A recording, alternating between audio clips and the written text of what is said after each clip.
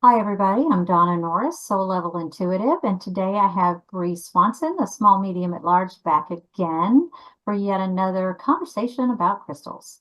And I hope you guys are enjoying it. If you are and like the content that we're providing, please hit like and consider subscribing.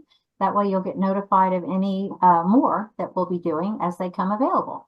So hoping to get a bunch out here and discuss some different things, and hope to hear from you in the comments about what your thoughts are and how you might be using these crystals in your everyday life. So with that said, today we're going to talk about crystals that impact our throat chakra, our third eye, and our crown chakra. And we're going to start, I think, with sodalite. Okay, Bree? This is it's like a pedestal stand. I set another crystal like on the top up here, but this sodalite is sort of part tumbled and part rough. As y'all can see, it's got mostly dark blue, but it does have some light blue in it. And then, it's really a really soft stone, but it's good for communication. It's good for writing. It's good for getting clarity. How do you use sodalite, Bree? So it is a gentle opener of intuition. My little son, he loves using this during his meditation. And oftentimes he will use it and then he'll pass it over to me. But yes, it is a gentle opener of intuition. Very, very, and it has this stability about it as well. And it's also Yes. great for communication, and feel like it's funny. It's like, handing someone else a stone. It's a way of communication in general. Um, but it's lovingly called the poet stone, as I found out online. Great for artists, great for writers, great for people that are trying to express themselves and express their creativity. Yeah, and communicate responsibly. Here's another small sample of it. You can see it kind of goes from really, really light color to super dark on the other end. It's got such gorgeous variation in it. And it's also a really good stone for helping you see the higher perspective. Intuitively speaking, if you read with this stone, it helps you to see things from the perspective of the highest good of all when you're tuning into your guides or your clients' guides, or, even if you're doing mediumship. This is a really good stone for that. Great insight. I know some people for physical things use this for headaches and for head pain. Have you ever heard about that? I wouldn't Head doubt it pain for reliever. because it's associated with those upper chakras. So yes. Yeah, so it's good for headaches too. Ooh, if you're all out of aspirin. Yeah. So where to next? Let's see. How about lapis lazuli? Yes. This is an earring sample. As y'all can see, it's a dark blue in my sample. I don't know, Bree, what is yours dark as well? This is, yeah, it's pretty dark. This is a little palm stone of it. And I use it during readings, but this stone is like as old as time. Light workers and many people in ancient times have worked with this stone and Yeah. really know and appreciate the powers of it. And Goes it, back to ancient Egypt and Greco-Roman times, and it's actually in the jewelry of the pharaohs. And this is another piece of lapis combined with carnelian, and it looks like red jasper. I can't tell for sure, but it's just a really good piece. And I think about it as a listening stone as well as a third eye stone. Your ear chakras are right here. They're not the main chakras, but they're tied in, to your third eye chakra. And so I use these, when I'm listening, when it's really important to be attentive and to pay attention. They're a really good stone for that, in my opinion. So, do you have any other like uses for lapis? depression, it's great if for hard Makes time sense. and to have with you. Um, but yeah, this was a gift. Somebody noticed I was going through a hard time. So that, Oh yeah, yeah, that's pretty beautiful. So if you're trying to develop your clairvoyance, maybe your clairaudience, this would be a really good stone for that. Even with providing readings for others, I go ahead and I more so keep this on my desk. Good. So let's see. Next, let's go to amethyst. Amethyst is a beautiful, gorgeous purple stone. And again, it sits a lot of times when you pull a stone or you pull them out of the rough, you know, they're like mixed together with clear quartz, mixed together with citrine. There's even a stone called an ametrine that's a combination of amethyst and citrine. It's really pretty. Purple on one end and yellow on the other. But so it comes in different shades. This amethyst is a really light color. You know, obviously it was closer to the quartz side of the rock. How about you? Do you have some pretty amethyst? Oh, look at all that. This one has a little calcite in it. I was specifically looking for a big calcite in it. That's beautiful. One of my adult amethyst pieces that I purchased. And then this one is my amethyst that I got in my little story that I told everyone about as a little girl. At the mall kiosk, this was the amethyst that I begged my mom to have. Oh, yeah, from your awakening journey story. And you still have it. That's awesome. Yeah. Awesome. Talk about an intuitive stone. This one is all about opening up the crown chakra. This is sort of like an inverted geode. You know, normally the crystals are like that big crystal geode back there. You know, that cathedral has all the crystals on the inside with the rock on the outside. Well, this one has the rock on the inside and the crystals on the outside. So this is a cool one. I use this one a lot with animal Reiki, especially large animals.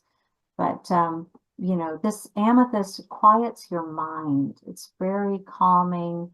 If you want to have a sense of serenity in your home, you know, put amethyst. It doesn't have to be a big chunk, just a little bit of it in every room, and it just promotes an atmosphere of calm and peace in your home. I love amethyst. I sleep with amethyst.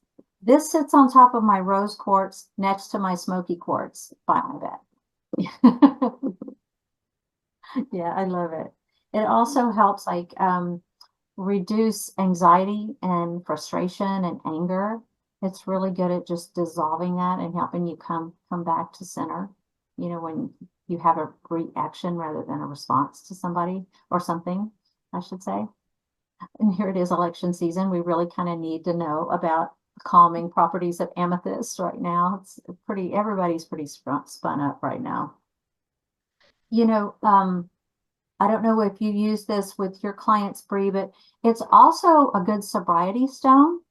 It's good for addiction recovery and kicking the habit if you're in the process of quitting smoking or drinking or coffee or sugar or whatever. It's a really good stone to kind of just keep in your pocket and it'll lend you its energy from getting over an addiction and maintaining your sobriety afterward. Food detoxes are great. Also, you can put it in, speaking of I was talking about pets again, but if you want to put some of this in your pet's water, you have to rinse out the water bowl every 2 or 3 days to kind of, and rinse the stone, but it helps reduce fleas. If you're in an area where, you know, the neighbors are constantly, you know, and you just can't keep them off, can't get rid of them yourself, or at the dog park, you know, we'll go through phases where there's just fleas, a lot of fleas. This helps also reduce that. Yeah. How are you using your amethyst most of the time, Bree? So most of the time I use it for a sense of calm. I also love the protective qualities of it. It is a beautiful protective stone, even to pair with something as dark as like black obsidian and tiger's eye or like black tourmaline. You could definitely create a powerhouse with the stone and adding energies to it. I know you mentioned that you really like rose quartz with amethyst and sprinkling clear quartz with it, but yeah, it works beautifully. So it's a powerhouse for making with grids, for using with grids to try to set in, you know, intention. I love it. I love it.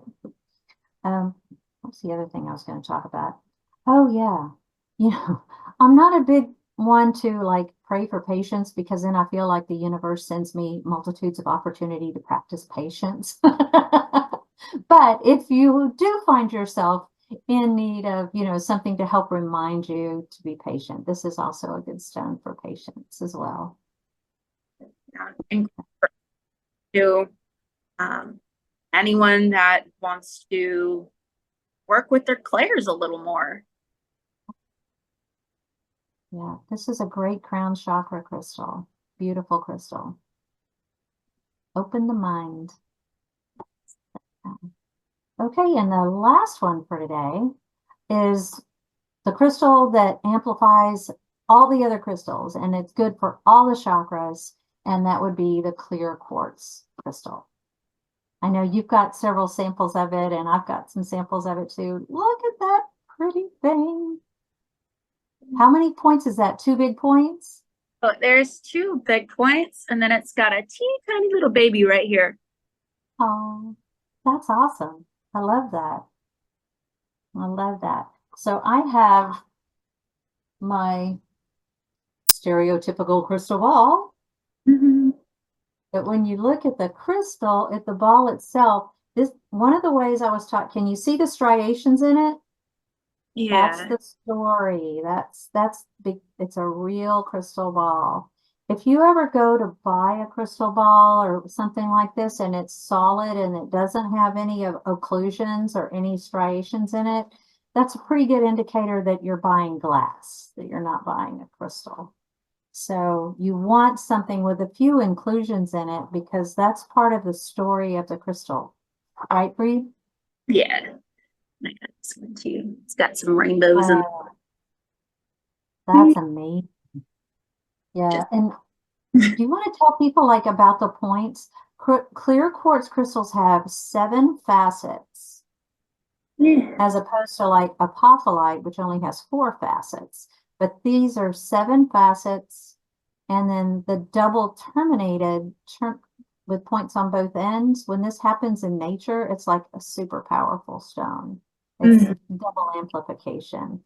I don't know. Is that what you've been taught, The Bree? transmuting and all that good stuff. Yeah. Mm. Yeah, this is a great stone for just holding in your hand for your meditation or when you're setting a really powerful intention and working on a big project or something. But pocket stones too, the little tumbled ones are terrific. It's all carries the same energy. So, I think that's about it. Yeah. Do you have any others that you have? Let's see. Now this is just the clear Just quartz. that big baby. Kind of think too. I know, it's great for, oh, so if you want a specific, it's really easy to work with because you can plug a specific intention in the stone and it will do that just for you and easily. Um, so typically when people are like, oh, well, I really want to work with crystals and I don't know what to pick. I mean, clear quartz is easily programmable. Can't So beat it. Yeah. it's just great. Yeah. Easy to clean and clear, very seldom needs charging. You can also you can put it literally with anything and it enhances the quality of the other stone and Mhm. sends its energy like just a booster. Yeah. Yeah. So I love clear quartz. Definitely a master healer for sure. Yes, definitely.